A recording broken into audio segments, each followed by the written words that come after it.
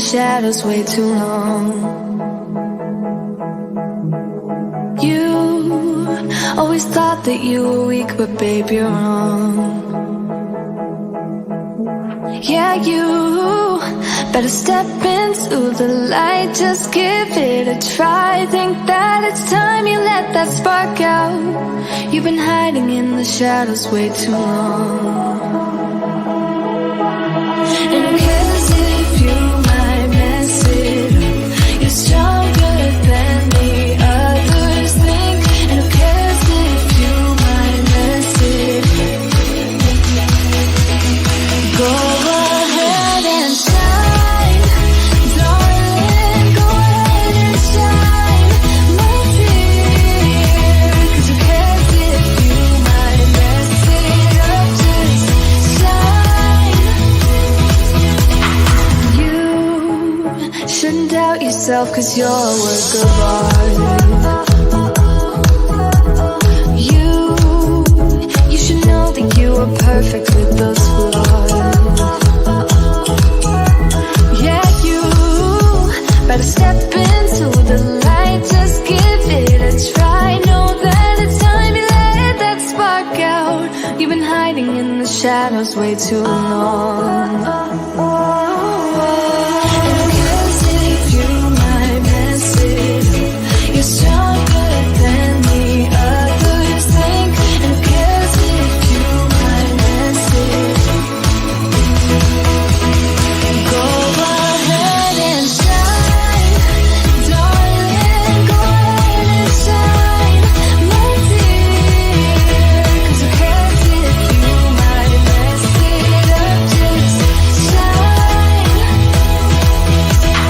shine, darling, go ahead and shine, my dear. 'Cause who cares if you might mess it up? Just shine.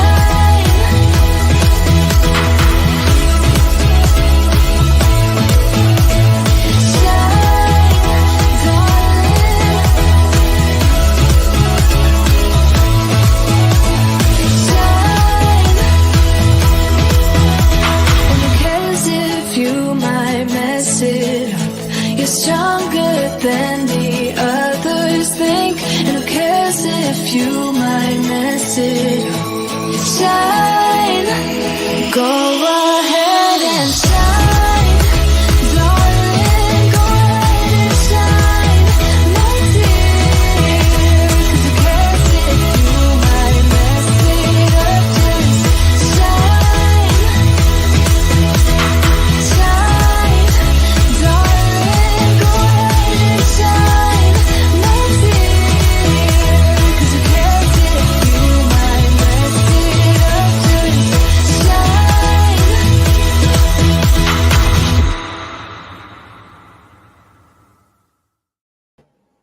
Hello, everyone. Welcome and thank you for joining us. This is a turn of events where we help put a positive spin on the future of your business. I'm Annette Naif, the CEO and creative director of Naif Productions. We are a wedding and event production company specializing in corporate, social, nonprofit, and weddings. If you are a wedding and event planner and you are looking for community, I do all kinds of education. You must join us over at our Facebook group, the Event Planner Society. Great group of people, so many collaborations going on over there, a lot of great information, and I try to give you lots of education in there as well. Event Planner Society, please join us over there in the Facebook group. Okay, so I'm really, really excited. My next guest is Jessica Stewart. Jessica and I have been friends for a very, very long time. She has embarked on her career journey with a communications degree as a graduate of the University of Massachusetts. She went on to assume a position at two of the most prestigious cosmetic companies, Estee Lauder and later Chanel, where she devoted 11 years to developing her sales administration skills. In 2008, she joined EMRG Media and realized her true calling. As a sales executive for EMRG Media, Jessica Stewart helped transform the Event Planners Expo to be the leading conference in the U.S. for the events and hospitality industry. This B2B conference has over 2,500 attendees, including companies like Google, JP Morgan, Blackrock, Big Brothers, Estee Lauder, and many more. Today, Jessica Stewart serves as the Vice President of Marketing and Sales for EMRG Media and the Event Planner Expo. And she continues to impact the lives of others, sharing her experiences and inspiration. And she's always inspiring me. Jessica, thank you for being here. How are you? I'm wonderful. How are you, my dear? Good. I'm good. Excited to be I've here. got this little fruit fly that has decided to join our call. That's So okay. We're in events. Expect the unexpected. exactly. So I'm really excited. We're going to talk about the Event Planner Expo, which is next week. Yes. So I can't believe it's finally here. How did you get with EMRG? I know I just talked a lot about your background, and it's a little different than doing events. So what was that transition, and how did you get to be in that? Yeah. So obviously I started my career right after college at two big cosmetic companies. And my husband, Mario, started EMRG Media with Erica Maurer. Yes. And we were doing a ton of events. And I would always come home from work and they would be like, Jess, what do you think of this idea? What do you think of this idea? And then I always knew that I could do more than I was doing where I was. Yeah. And they gave me the opportunity. They said, there's a position available. Do you think that you could do it? And in the back of my head, I said, maybe. But to them, I said, you bet. I can do it. And I was going to figure it out. So I really soaked in everything that they were doing and just listened to them and got some, sales training and really put it in, because I said, working for yourself is going to be hard work, but if you're willing to do it, I jumped right in. I gave my 2 weeks notice and here I am almost 15 years later. I can't believe that. Yes. And so you and I met, speaking of that, right when that first started. Mm-hmm. At the time I was running the event planners. What was I running? The Event Planners Association, the EPA, Event Planners Association, the New York chapter. I have so many of these things. I don't even remember anymore. After a while, you forget. But I don't know how I could forget that. So for 3 years, I was the founder and president of the Event Planners Association. And such a great thing to do when I first started, because I didn't know a lot of people in the New York industry area. I had come from LA, so I knew a lot of people there. And I was just starting my business. And it was such a great way for me to learn who all the vendors were, make connections with venues, because they want to know us, because we were bringing the planners together to do all these parties. Right. And so that was a great marketing tool for them. So we would throw 4 or 5 parties a year. And in the beginning, it was great. But after 3 years, my business started picking up, and then I got busy and I retired. And then eventually they sold it and moved on. And now it doesn't exist now, which is really sad, because it was such a great organization and we had so much fun. But that's kind of how I met you guys when you first started. Right. And what inspired you to start the Event Planners Expo? So Mario came to Erica and I and said, I have this great idea.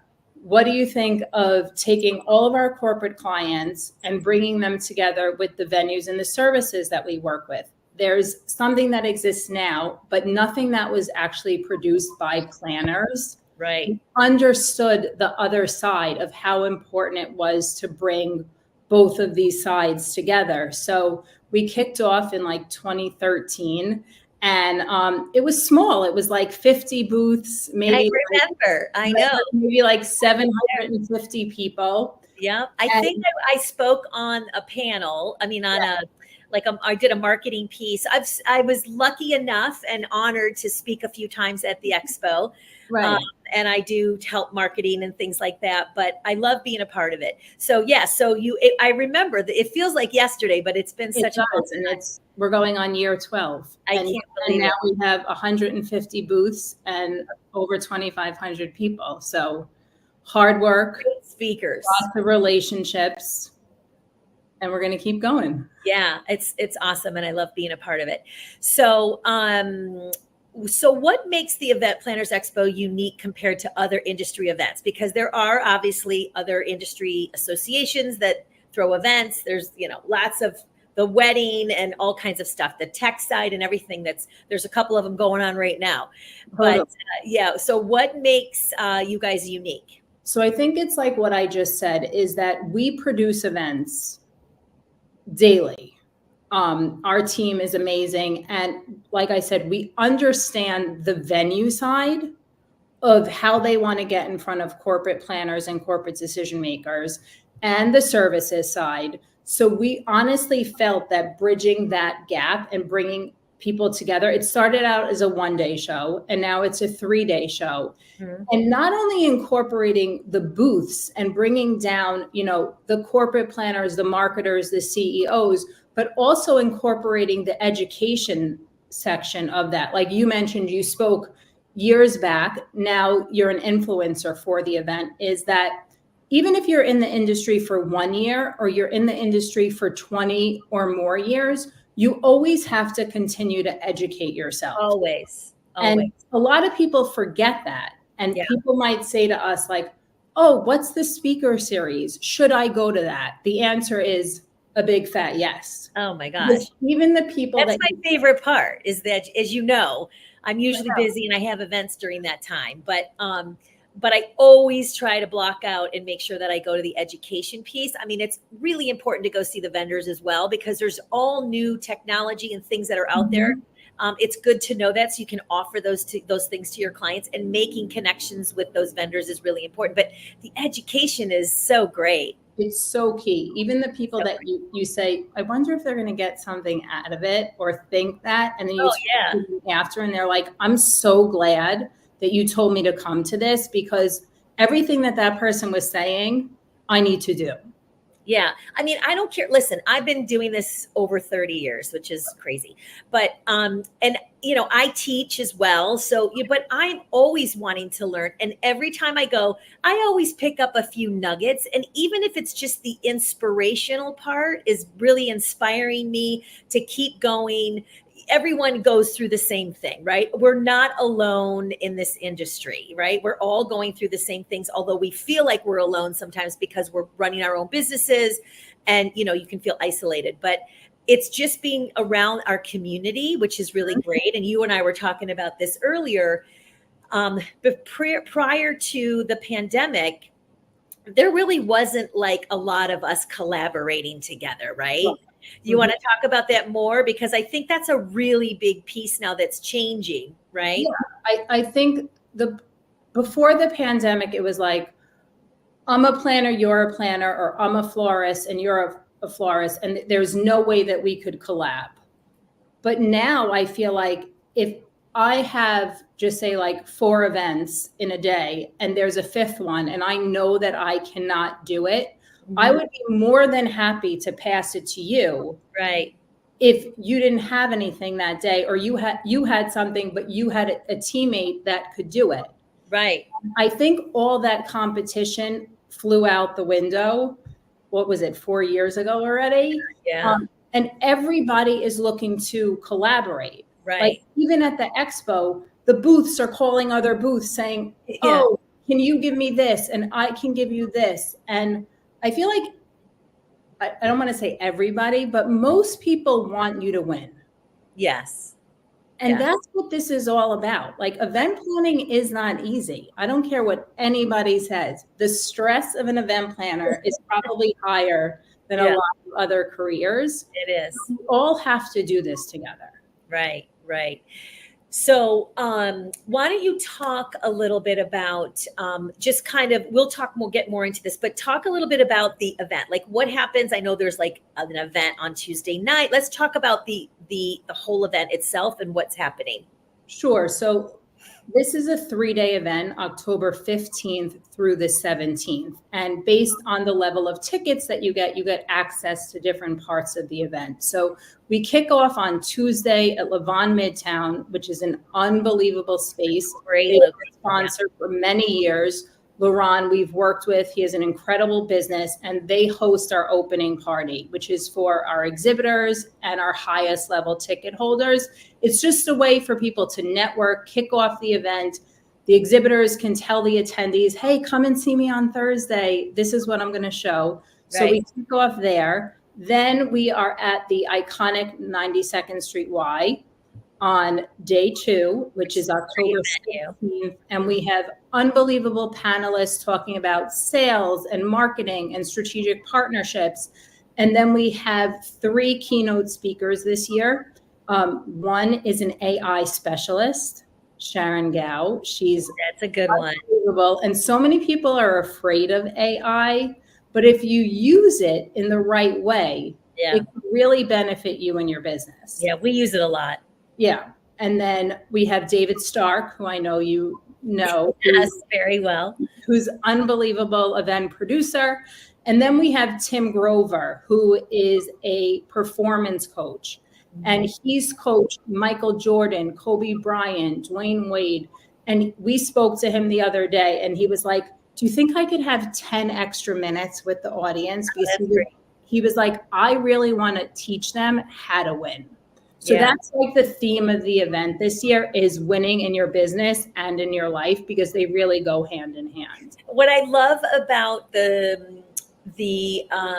like, that's very motivational for me, right? Is teaching you how to win. Okay. What I love about what you guys do is you bring in speakers that are kind of outside of our industry, who are very successful with business, because as a business owner, I need to, continue to learn how to be successful in running my business, having a business, all of that, right? So I always tend to get so much more out of those. I mean, I'm always learning nuggets from the higher planners and things that they do and how they schedule things. And they're always talking about different ways of doing things. And you can, I'm always learning. So I love that. And you always should have a coach. I mean, I have coaches. I have several coaches, which is crazy. But, some are experts in different areas. Right. But it's so important to have that, because it keeps you going and keeps your head right, and your mindset is everything. So I love those speakers that come up and are all about, outside of the industry, and that just are really good. Like last year, was Gary there last year, or was that the year before? Yeah, we've had Gary twice. He was there last year. He always brings down the house. Gary Vaynerchuk, if you don't know who that is, look him up. He's ridiculous. He's so good. He's ridiculous. And most of all, he's so nice. He's so nice. And he really cares about the audience. And speaking to all of our keynote speakers, they're like, what does your audience want? Yeah. We're going to give that to them. And then day 3 is the trade show floor at the Metropolitan Pavilion. We are full capacity, 150 booths. And some of our booths, people have never seen what they're offering. That's amazing. So if you haven't been to the trade show floor, you must go, because I can't wait to see. I know what people are doing, but I can't wait to go into some of these booths. They're interactive. It's going to blow your mind. Yeah. And it's fun because, I mean, sometimes I can't make that piece. I have an event or something, but I love going as long as it's been, I feel like all I do is hug a bunch of people, because I ran the association. So it's such a great feeling after. Sometimes I've taken some of my team with me and they're like, oh my God, so many people. And I'm like, honestly, it's just years and years of networking over the years. But I love that part. And it just brings you back to the industry. You don't feel so alone when you're running your own business, Right. So, and we've been talking about fostering connections and partnerships. And I wanted to mention, and I kind of want to go back to that for a second. So, and I think it's really important to say that is, like, if you're starting out and you don't know, like, you get a nice big event comes in and you don't know how to run it, don't say no. In the very beginning, you said, I said yes to taking this job, but you'll figure it out, right? So I always have said yes to things that have, even though I was scared to death, it's taking me to another level.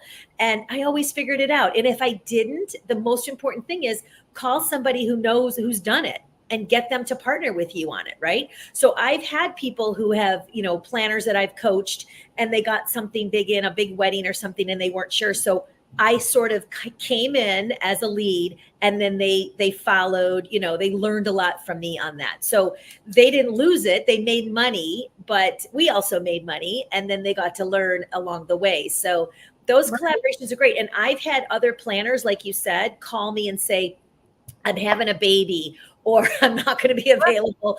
I'm going to be delivering on this day. Can you go and produce this event for us on site? And these are people that know I have the experience and they trust that I'm going to do a great job. And that feels really great when you have your colleagues are, asking you to go. That's a big deal because it's their reputation. So yeah, it's totally a big deal. And sometimes that experience, you might have made less on that event, but in the long run, you're going to make more. Right. You're building the relationship. 100%. And then they're going to give you something later. Yeah. Yeah. I mean, it happens with several people in this industry who, are very busy. And then we both call, or if I need something, I'm always texting people and like you, right? I've reached out and I need this venue. I'm looking for, something like that. So it's definitely changed, and I'm really happy that it's changed. I hope it doesn't go back to, everybody's so busy now, except that, right after COVID, we got really busy, right? Because nobody could do events, and then it got crazy busy. And we were all like, holy crap, it's so busy. Yes. And now it's a little turned around. It's a little slower now. I know a lot of people I'm talking to, as I mentioned to you before, I'm happy that it's slower because I'm trying to slow down. It's a long time in this industry, and I don't want to be doing, 20, 30 events a year. I'm trying to do less, and it's hard to do that when they come in and then you want to say yes. So you don't know, is there going to be another one that comes, right? But it is a little slower. So if you're feeling that, everyone in this industry is feeling that. So don't feel like you're alone in that. Right. And even in the slower times, I always say, don't sit back and just wait for the phone to ring. In that downtime, you can be doing outreach. You can be going to networking events. Correct. Even going to a hotel and sitting in the hotel bar, drink or no drink, you could still network with who's in there. Right. Because people that are hanging out in a hotel, right, are obviously spending money to be there. Right. So you have to surround yourself and put yourself in situations where you can make connections, because just sitting there at the bar or in a restaurant, like my kids always say to me, you talk to everybody. You talk to somebody at the grocery line, you talk to somebody on the bus, because you never know who you're talking to. Exactly. It's funny. I have a funny story. When I listen, and that's a good point, is get out there and network. You need to be networking. If it's slow, go network with venues. Go meet the venues, because they'll refer you, right? A wedding may come in, or a corporate event may come in, and they don't have a planner, and they can refer you to that client. But one time I was walking through Penn Station, this was years and years ago, and there was a girl at the newsstand who was reaching up into the magazines, and I knew where she was reaching because I knew where the magazines were, and it was the bridal magazines. Oh, right. Saw her from afar, and my mind's always like networking. And she getting married? She was getting married, and so I pulled my business card out already, and I went up to her and I said, I pretended like I was going to the magazine thing, and I said, are you getting married? And she's like, yeah, I just got engaged yesterday. And I was like, oh, that's exciting. And I said, that's so great. Where do you live? Blah, blah. I started a little chatting, and I said, well, if you need any help, here's my card, and let me know, and I'm happy to help in any way. And she was like, oh my God, she did call, and I actually got the job. So that was years ago, and it was it's such a great story, because right, but you put yourself out there, and a lot of people say, I'm going to stand back. Yeah, I'm going to watch the action. Right. Even at the expo, some people will say I'm afraid to go up to that person. They've been in business for 30 years and I'm just starting out. Or it could be the reverse. I've been in business for 30 years and I don't want to talk to the person just starting out. Right. Those limiting beliefs have to get out of your brain, because again, you never know. You never know. And I do get that, because especially when I go to the expo, people who will come to the event, they follow me, they're on social media, and they'll say, I follow you on social media. And they're like, and I was like, oh, great. I give them a hug, Right. you gotta be nice. You gotta do that with you just never know. That could be your next biggest client. They know someone and they refer, you never know, right? So You never they know. work at a company and the company needs help or something. So you just never know, but those are always fun. It makes you feel kind of like a celebrity, at a very low end, but it's cute. It's cute when they come up and they feel nervous, and I can tell, but I always want to make them feel better. But it is a cute thing to see. And you don't think anybody sees you because you're out on social media all by yourself, So Right. speaking Someone's always of, watching. so speaking of social media, can you give us some tips? Because I know you're a marketing expert. Let's talk about marketing and increasing sales, because they're different, but let's talk about that. Right. So people sometimes say marketing and sales is the same thing. Marketing is really putting yourself out there. So you mentioned social media, and this is also something that Gary Vee has spoken about many times. He'll say, you need to post multiple times a day. And then you have some people that will say, isn't that annoying? Won't people get sick of seeing me? If they don't want to see you, they'll scroll through. Exactly. Do a post in the morning, do a post in the afternoon. And normally with these posts, do a call to action. Mm-hmm. Because if people can't find you and you're not findable, they're going to go to somebody else that is. Right. So some people will say, I'm not techie. Find somebody that can help you. Go on Fiverr. Fiverr is an unbelievable tool that people can use. Right. And you can find somebody to post for you. Yeah, that's so inexpensive. Exactly. It's so inexpensive. They have all these different packages. You have to be out there through email, through social, through networking. Get a booth at a trade show. Always be out there and market yourself in a way that could be relatable to people. Simple. Nike, just do it. Right. 3 words. Right. You see some Apple ads, it's just the phone. Right.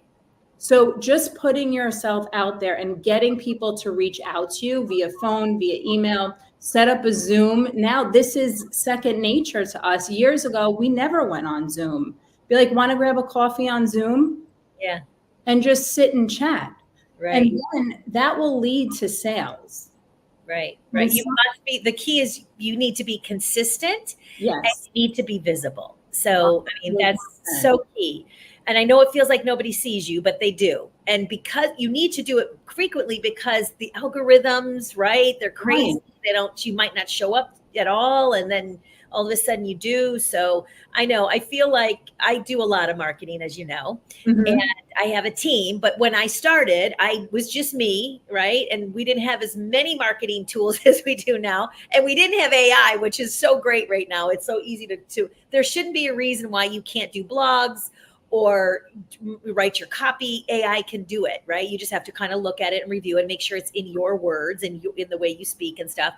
But it's amazing. It's amazing what it does. It's amazing. And people also think you need to be perfect. Yeah. You do not. Yeah. You do not. Yes, spelling, I get it. You want to check that. But you don't need to have the most beautiful background. Like I just mentioned to you, we're in a new office. I don't have anything behind me.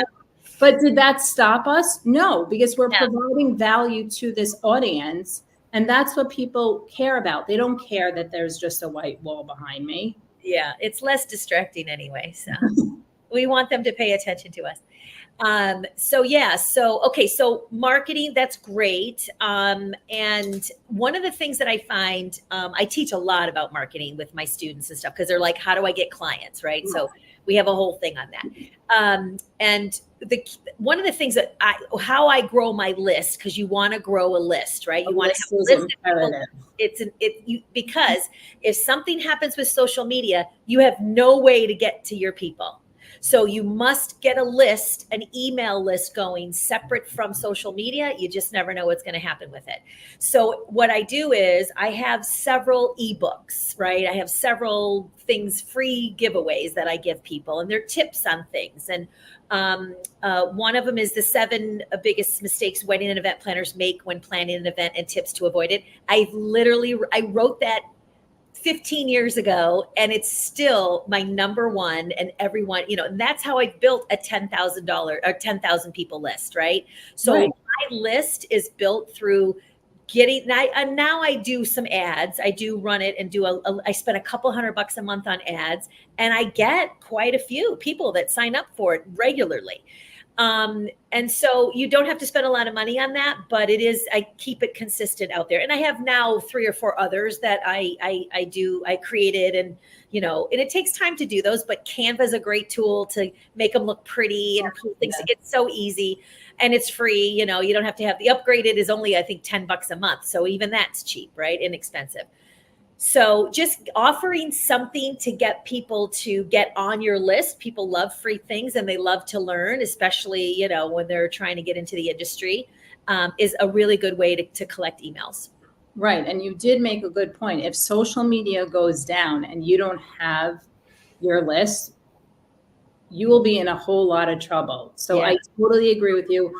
Do an ebook, do a list, right? Do anything, and just say, sign up here and we'll send it to you. It will be in your inbox. Right. And you can literally get on AI, type in, give me some examples of ebooks to wedding and event planners, or corporate people who want to do corporate events. Or, literally ask AI what it is that you're looking to create. It will literally create something for you. So, it's so easy nowadays that there shouldn't be a reason why you can't create content.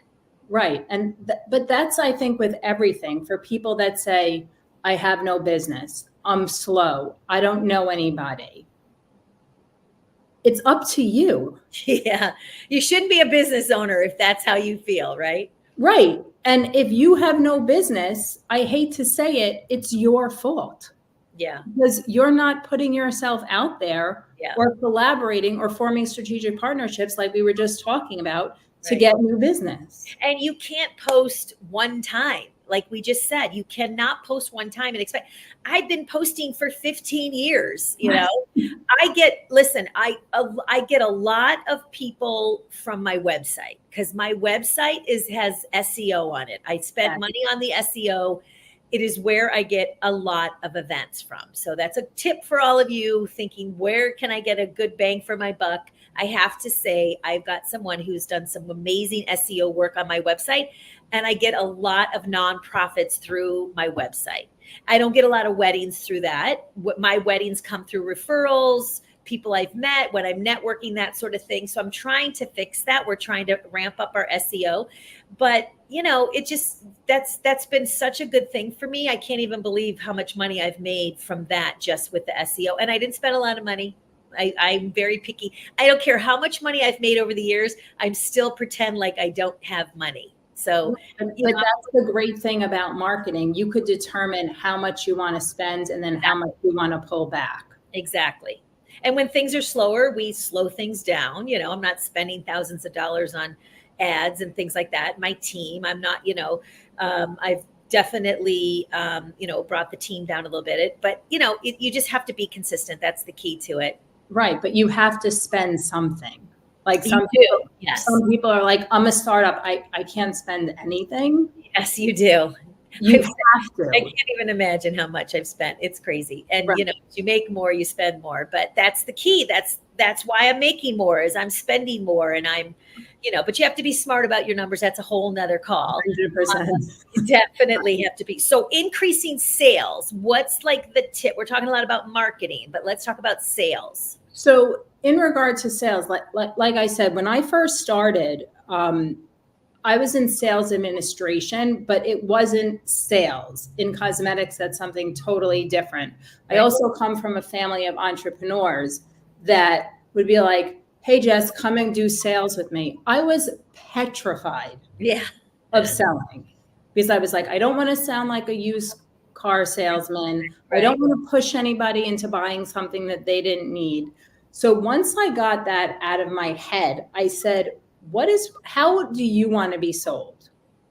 Like, if you think about it, you walk into Bloomingdale's, the first thing is somebody will say, can I help you with something? Yeah. Most people say, no, I'm just looking.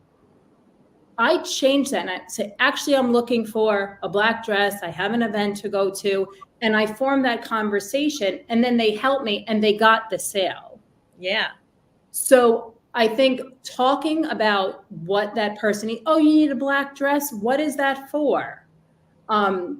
So in regard to sales, what I always do is I ask the person, what are they looking for and what do they need? Mm-hmm. And then I'll say, great, well, I have this that can help with your needs and can get you to where you need to go. But I've also, if somebody tells me something that they need that I can provide to them, I'll say, you know what, I don't think I'm the right person for this, but I can refer you to this person. Right. And they value that so much more. So I always say, what do you need? This is what I can provide for you. And then I always give people 3 options. And I always say it's like a small, medium, and large. I give them options and then I walk them through all of those options to make sure that they understand them. Right. And they usually always pick one. And then also is if you're giving somebody a proposal, don't just wait for them to get back to you. You have to follow up. So key. And if you don't hear from them, you call them again. Right. Until you hear a no, you keep reaching out to them. And a no is just a not now. Right. Right. It happens all the time. All the time, or they're just ignoring you. I'm in the process of, right now, I had someone who reached out for a nonprofit and their gala and some other things. And I followed up 3 times and now I'm going to call and I'm going. Now, sometimes it may be that your emails are going to their spam and they're not even getting them. Right. But I want to mention something about your proposal. The biggest thing is, and this is something I teach all the time is, and I've noticed a huge difference when I do this with my proposal. This is a very big tip. So, is we, every event is, I have to talk to them about it, every scope of work is different. So we're not a cookie cutter, right? So we have to talk to them. What do they want? How many days? All that stuff. So everything's custom. And so we put the proposal together. I never send the proposal. I always get them back on the phone and I go through the proposal with them. And at this point, while I'm doing that, which you mentioned, you go through everything with them. But while I'm doing that, I'm kind of reselling, but just in a natural way, talking about what we're going to do, how we're going to support them. These are the services. This is how much it is. How does that feel for you? And I can gauge right there if my fee is completely out of the, I've had some conversations knowing that it's not going to be somebody that's just kicking a tire, but before I go to the proposal stage. And you learn how to do that as you get more into doing those, because that in the beginning, we took everything. But and so I go through the proposal on the phone. I never send a proposal unless I go through it with them. And I also ask, like, the executive director come on, who's the decision makers that will come on the call while I'm presenting, because I get excited when I talk about these proposals and the events, and it gets them excited. And honestly, the best thing to do is just be yourself. Yes. I know it's nerve-wracking when you're selling, right? When you're talking about your services and when you're talking about money, but the most important thing is to be confident when you get to those pieces. It's $30,000 and these are the discounts that I'm giving you, which we don't give discounts, but we say we are, Right. I mean, we give some discount, but especially if it's a nonprofit, we do. But just showing them all the different ways and just keep talking. And then I usually stop and say, how does that feel? And I want to see, no, this is good. This is yeah. So if they give you any kind of sense that there's an issue, now I can address that issue and they're not ignoring me. Right. So I think that's just that has changed. I close almost 100% now. And that, of course, it comes with practice. And I mean, I've done thousands of proposals, and in the beginning, I remember how nervous I was. And am I doing it right? Do they think I'm an idiot? Do I look stupid? Like all that. Everybody goes through it. Limiting beliefs that you had, Yeah. You have to have confidence. Right. And you're only going to get that the more you do them. So if you're stumbling in the beginning, you're never even going to remember any of those. So what if you lost that client? There will be others. I actually get very excited now when I present because I can see they're getting excited and they hear your excitement. Exactly. And also you brought up a good point. You want to work with them. So you want to make it work, and going through it We'll also show them all the value that you can give them that they might not have even thought about. Right. Like, I don't send a proposal without speaking to them. No, you can't. And for people that say, just send me a proposal, No, we don't. I say that's not what we do. I want to make sure that you want to work with me and that I want to work with you. Because in the end, if they're not happy, they're never coming back. No. And also, I'm giving them a bunch of tips about how they can make their event better, or fun, if it's fundraising, like what they can do to make, to do some fundraising things.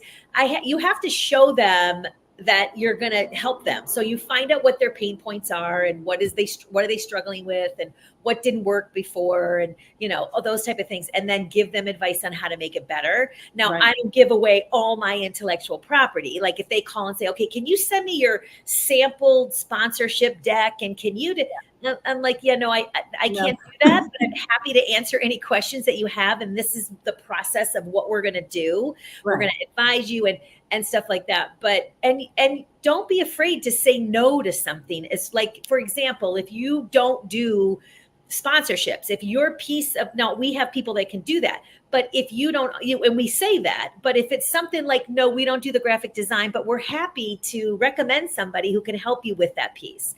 So, I've actually learned early on that it can be damaging to you and your reputation if you say yes to things that are tasks that you really aren't qualified to do, and make sure that you get somebody. And otherwise, and also too, you're going to kill yourself trying to do it all. So just stick to what you're an expert at and get somebody else. You have to collaborate. That's why, you mentioned coming to the Event Planner Expo.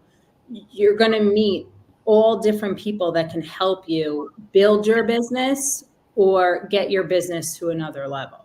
Exactly. And can you talk about some key takeaways or strategies that attendees will gain from the expo and panels and the workshops and things like that? Let's talk about that. Yeah. So we have the speaker series at the 92nd Street Y. And then a few years back, we also added fireside chats in. Yeah, which are good. On day 3. So we pick panelists from similar industries, but also different industries, where they're sharing their experience. And that what's really nice about the panels is they all feed off of each other. So you might have somebody that owns a florist on a panel with somebody that works for Google. Right. And so you'll get the corporate side as well as the venue services side. And they're talking from experience. They're not talking at you. They're really going to be sharing value that can help you. So what I always suggest is, bring a notebook, open up your notes on your phone and really take notes. And you always say like those golden nuggets. There are so many too. There are really so many. And some people might say, I've been doing marketing for 20 years. I don't need to go to the marketing panel. But if you go into that panel discussion saying, I'm open and I'm going to listen, you're at a different stage in your life. So even if you've heard that before, it might not have hit then.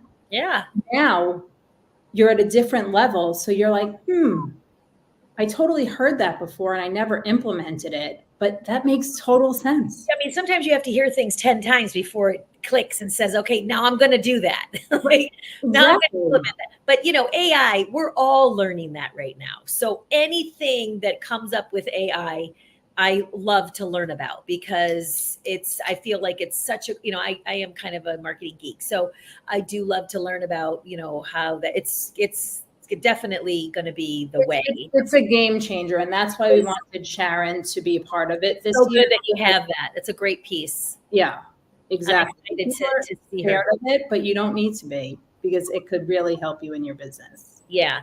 And listen, you don't have to, just with anything with marketing, you don't have to do it all. Take a piece and start to learn and then add on to each one. That's how my marketing built up to the way it is. I started out with Facebook, and then I moved over to Instagram, and then I dabble over in LinkedIn, and now I've got Pinterest going on. It's like a crazy thing. But I have people that help me. So, but I still like to dabble in myself and get in there. You should get in there personally.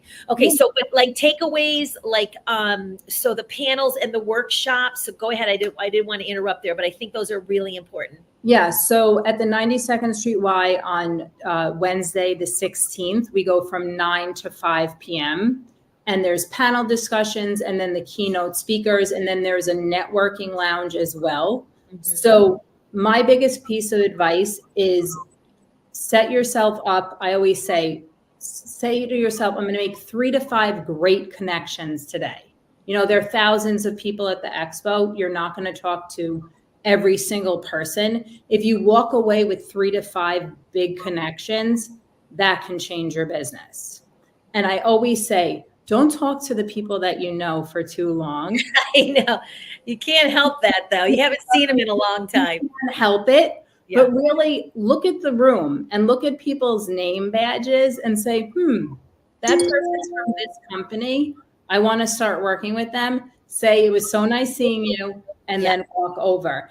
And then even with the fireside chats, that's in our VIP hospitality lounge. Go in there throughout the day. There are different panels. We added in communication this year, which people are like, I can talk, but there's a way of talking that can change your business. And I keep saying change your business, but this is why we created it, to increase your business. Yes. And then we have the trade show floor with 150 exhibitors.